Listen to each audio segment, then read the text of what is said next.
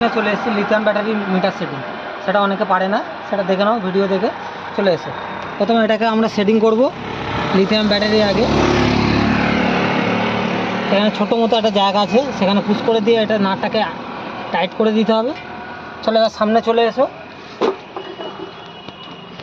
তারপর পেছন থেকে সামনে এটা চলে এসছে, এটা নিয়ে মিটারের পেছনে পুশ করতে হবে।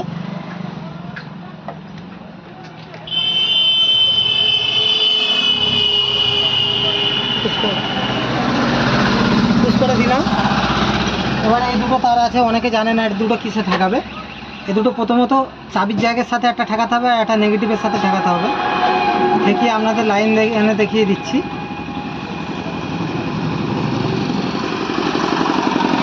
অনেকে পারে না, এটা সেটিং করে নেবে ঘরে। দেখো এখন কোনো লাইন নেই, এখানে আনো, দেখো এখন কোনো লাইন নেই। এবার মিটারে আমি পুশ করে দিচ্ছি। লালটা মিটারের চাবির সাথে দিতে হবে,